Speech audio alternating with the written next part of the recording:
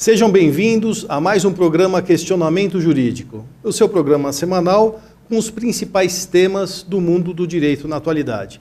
Acessem o nosso site www.bcctelevision.com e confiram lá os nossos conteúdos. Temos conteúdos na área da economia, da política, do direito, do entretenimento. Tem muito assunto interessante que é feito para você. E o tema de hoje é o reconhecimento pessoal na persecução penal. E eu tenho aqui comigo o advogado e juiz arbitral, doutor Júlio César Konkovski. Doutor Júlio, prazer recebê-lo aqui nos nossos estúdios. Prazer é todo meu, Marcelo. Muito obrigado pelo convite mais uma vez. Sinto muito honrado de estar aqui nessa casa. Agradeço a atenção dos nossos telespectadores. Muito obrigado. Eu que agradeço. E, doutor, em relação ao nosso tema, reconhecimento pessoal na persecução penal, como é que se dá esse reconhecimento pessoal da persecução penal? Quais são o motivo da forma do reconhecimento? Importante essa questão, doutor Marcelo, que, na verdade, o reconhecimento ele é estudado, ele é dito no livro de uma forma e na prática é feito de outra. O reconhecimento pessoal é uma garantia do acusado, do imputado. É necessário que haja esse reconhecimento nas questões em que há dúvida quanto à autoria delitiva, né? A autoria delitiva é um dos pressupostos do crime. A materialidade busca-se com a perícia, com outros dados, e a autoria busca-se também por depoimento e reconhecimento, principalmente o reconhecimento pessoal. E o reconhecimento pessoal, ele é um meio de prova. É importante distinguir aqui o que é elemento de prova e do que é uma prova. Elemento de prova é aquilo que é feito na fase inquisitória, lá no procedimento na delegacia. Tudo que é produzido sem o contraditório, as garantias constitucionais, e ali é elemento de prova. Passou para uma fase judicial, onde estão presentes os princípios constitucionais, o contraditório, para a defesa, tudo isso vai compor a prova. Prova já é uma situação onde o imputado, já com o seu advogado, exercem ali com plenitude o seu direito de defesa, ok? Então, o reconhecimento ele tem previsão legal, lembrando-se que o Código de Processo Penal ali de 41 é uma época já turbulenta, então é importante que a leitura do artigo 226 e seus incisos seja feita em conformidade com a Constituição, né? E principalmente com os tratados internacionais de direitos humanos. Então, toda vez que você lê qualquer instituto no Código, você tem que fazer essa filtragem constitucional. E o reconhecimento para que serve? É uma garantia, como eu disse, e sem essa garantia, se o reconhecimento é feito erroneamente ou sem observância das formas prescritas, isso vai acarretar a nulidade do próprio processo, o próprio ato. Muitas vezes, a autoria ela depende única e exclusivamente do reconhecimento. E se esse reconhecimento não for, não observar a forma prescrita em lei, ou seja, o 226, você vai ter o quê? Uma nulidade absoluta, porque esse ato jamais poderá ser refeito. Porque a vítima ou a testemunha que viu erroneamente o imputado, ela não consegue agora apagar o que estava na mente dela e passar a fazer um novo reconhecimento agora sob as garantias legais. Então eu digo que em processo penal, a nulidade sempre será absoluta. Sempre absoluta. Não existe nulidade relativa em processo penal. Essa doutrina, ela é uma doutrina civilística. Há uma importação errada dos conceitos do processo civil para dentro do processo penal. Infelizmente, o processo penal está ressentido de garantias, de formas próprias. Na própria universidade, vocês não têm uma teoria geral do processo penal, mas tem teoria geral do processo, que eles aplicam alguns institutos processualizados lá do processo civil para o processo penal. E isso é errado. Porque o processo penal mexe com garantias diferentes, bens jurídicos diferentes do que aqueles cuidados pelo processo civil. E o comando constitucional da amplitude de defesa, né? Amplitude, direito ao contraditório e da amplitude de defesa. Doutor, em relação ao 226, o que mais nos chama a atenção em relação ao reconhecimento e a praxe forense, por assim dizer, não é? O doutor mesmo disse que o código é da década de 40, de 1941, mas essa leitura constitucional que deve ser feita em relação ao 226, como é que isso se dá, na verdade, na prática da advocacia criminal? Tá. Primeiro ponto, tem dois momentos que é necessário fazer o reconhecimento. Primeiro momento é na delegacia, que os 226 ele vincula tanto o delegado quanto o juiz. Isso é importante deixar claro. Então, a forma ali prescrita, a forma que estabeleceu o legislador, ele estabeleceu por algum motivo.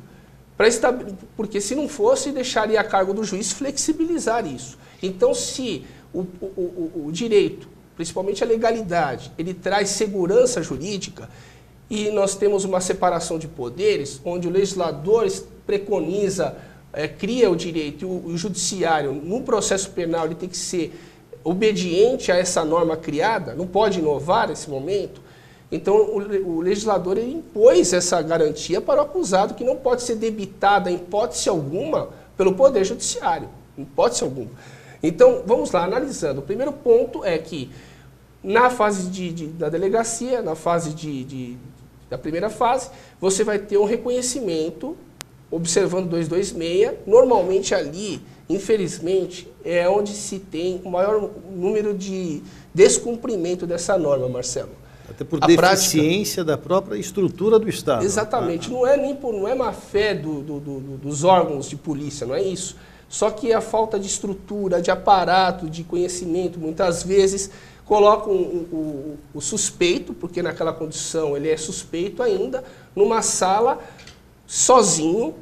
Normalmente esse suspeito é colocado no camburão da viatura e lá eles abrem e mostram para a vítima que foi esse, muitas vezes sugerindo. O que acontece é que a vítima ela não está familiarizada com os rituais judiciários. Então, quando uma autoridade, seja ela policial ou judiciária, apresentam uma pessoa supostamente autora de um ato delituoso, você, na verdade, está mostrando para aquela pessoa, indiretamente, dizendo o seguinte, olha, se é uma autoridade que está mostrando essa pessoa, automaticamente é um induzimento a que ela fale que foi aquela pessoa quem cometeu. Porque ninguém vai desconfiar da lisura de um delegado de polícia e tampouco de um juiz. Então, e a própria fragilidade da situação, veja, a vítima está fragilizada e diante desse poder estatal, né, surge esse induzimento que, infelizmente, é quase que natural. É corriqueiro. Então, isso nós tentamos corrigir na fase judicial, onde a atuação da defesa ela é maior, ela é mais dinâmica, porque o contraditório na fase policial existe. Existe, mas é mitigado. Tanto é que o contraditório é o conhecimento e a reação. Nós temos no inquérito o conhecimento, mas não podemos sair peticionando no inquérito porque estamos reféns da vontade da autoridade que conduz o inquérito, que é o delegado. Então, a nossa amplitude de defesa ela é maior desenvolvida no próprio processo, que ali está cercado das garantias. Então, nós podemos ali invocar, pedir. Na delegacia, muitas vezes, o advogado chega depois que o reconhecimento é feito. Então, tudo isso acaba prejudicando. Prova de que o reconhecimento errôneo traz consequências nefastas para o suspeito, na fase inquisitorial, é que, se porventura houver um reconhecimento errôneo, esse reconhecimento vai ensejar medidas cautelares pessoais, ou seja, a prisão cautelar do imputado, e vai autorizar e desafiar a instauração de um processo criminal. E esses elementos de prova produzidos lá, erroneamente, vão se perpetuar até uma segunda fase, que é a judicial, onde o reconhecimento é feito com as garantias e a presença do advogado. Então, até nesse momento, até a audiência acontecer, nós temos um problema, que o réu vai ficar preso, vai ter um processo crime contra ele, todas essas implicações. E sem a garantia que ele tem do reconhecimento pessoal se dá também na fase inquisitorial. Sim, sem dúvida. A grande dificuldade é que é um dano consumado, né? Em vista de uma ausência de um reconhecimento, não é? Sem dúvida. De uma prática. E sobre a questão do próprio 226, da leitura constitucionalizada do artigo 226, por assim dizer, doutor, como que o doutor visualiza a questão do 226 ainda nessa fase inquisitorial? A realidade, Marcelo, o que tem acontecido é um desrespeito absoluto, né? Deveríamos ter, primeiro momento, a vítima, a suposta vítima ser chamada a descrever o suposto autor do fato. Faz uma descrição sumária e aí depois desse próximo ponto o suspeito é colocado numa sala juntamente com outras pessoas semelhantes a ele. E aí é feito o reconhecimento com essas garantias. Mas eu gostaria de chamar a atenção, Marcelo, a leitura do artigo 226 para nós, para os nossos ouvintes, eles se assimilarem, perceberem que como é feita essa dinâmica do reconhecimento. Eu vou tomar a liberdade, doutor. Nós iremos a um breve intervalo, e sempre para que os nossos telespectadores tenham em mente, infelizmente, muitas vezes nos filmes americanos, não é visualizada a questão do reconhecimento, aquela questão do vidro, né, a vítima do outro lado, mas na prática, infelizmente, não é isso que acontece ainda no nosso Estado brasileiro. Nós iremos a um rápido intervalo e voltamos já, não saiam daí.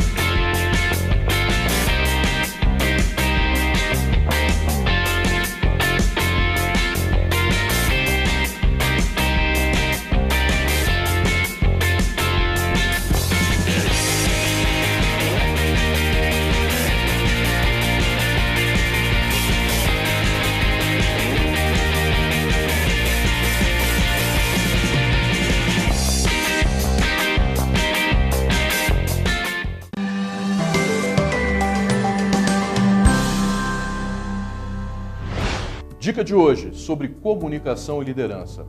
Considerando que o processo de comunicação somente é bem-sucedido quando o destinatário recebe, compreende e sabe interpretar sua mensagem, considere as características do público-alvo. Isso é essencial para o sucesso dessa ferramenta, no caso, a comunicação. Quando você for chamar a atenção de alguém, faça isso de forma reservada. Justifique seu motivo, descreva o ocorrido.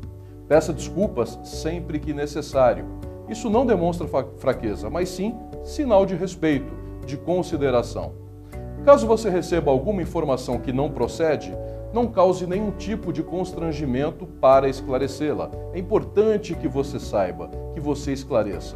Isso não é demérito. Se o clima, por algum motivo, esquentar, alivie essa tensão sem elevar o tom de voz e faça o possível para que esse clima seja resolvido rapidamente.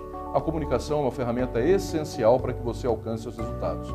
Desejo que você assim o faça e melhore cada vez mais os seus resultados.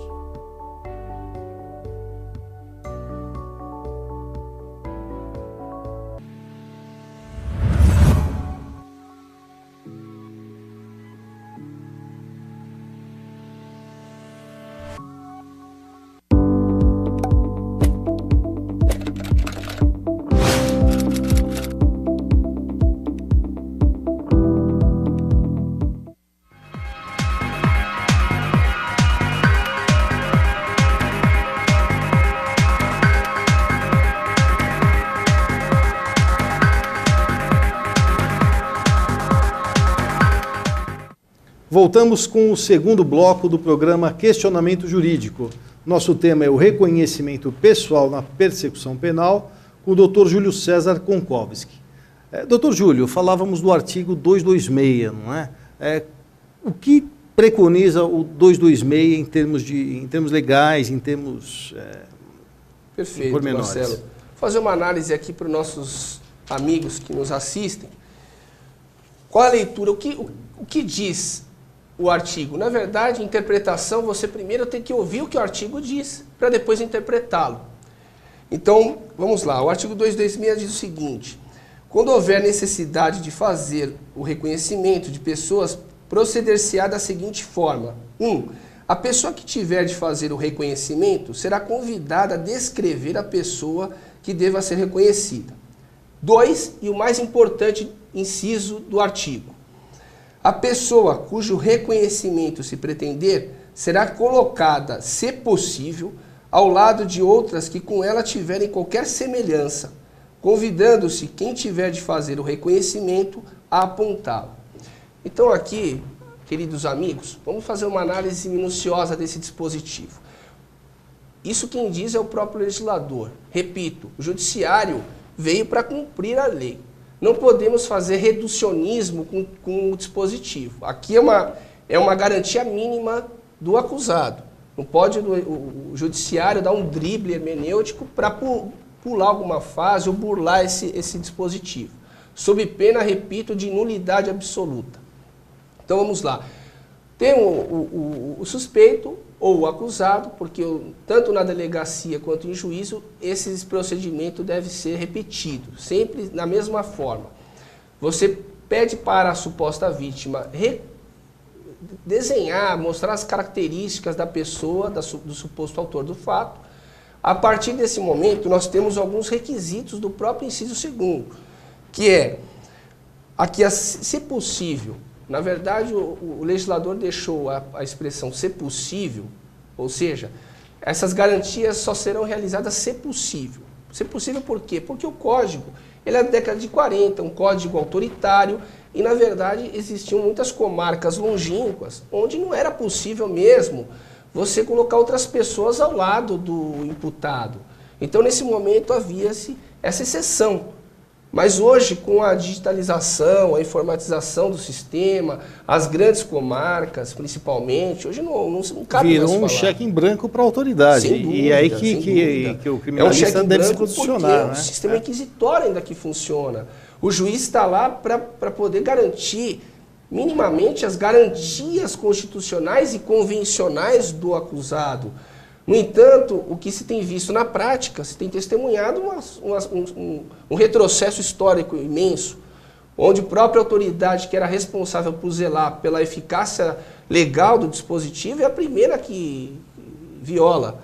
Não tem sentido. Então, se possível, tem que ser feita uma interpretação conforme a Constituição e conforme a Convenção Interamericana de Direitos e outros tratados internacionais de direitos humanos. Por quê?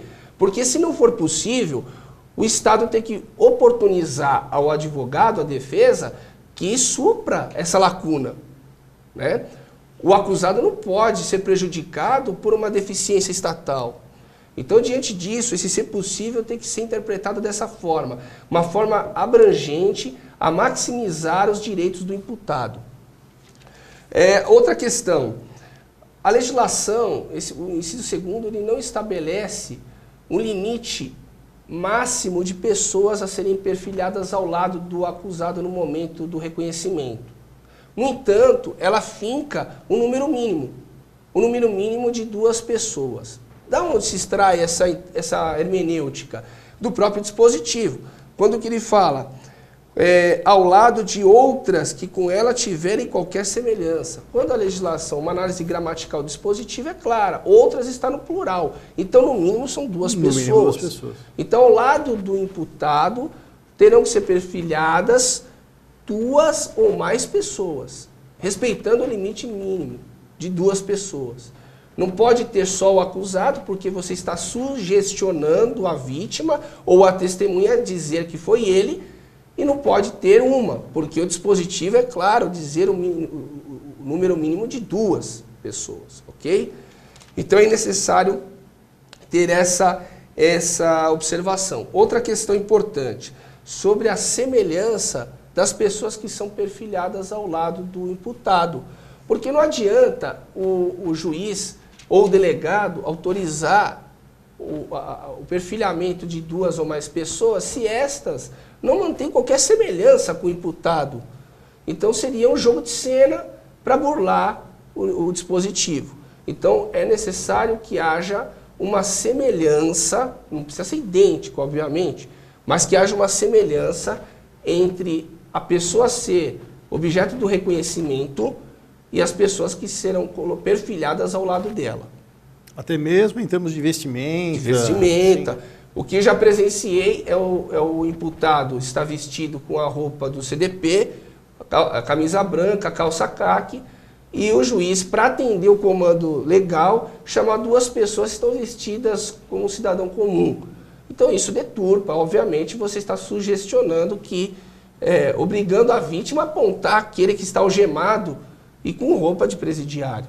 Né? Não faz sentido. Então, a garantia está sendo burlada nesse momento. Então, essa é a análise que nós devemos deixar bem clara. O número de pessoas, o número mínimo que existe, mas não existe o máximo. Por que não existe o máximo? Porque o que precisa ser limitado está na lei. Se o juiz quiser ampliar, colocar 5, ele pode. Ampliar direitos é possível. O que você não pode é reduzir direitos. E uma vez que o legislador já preconizou o número mínimo, não pode o julgador usurpar competência que não lhe pertence.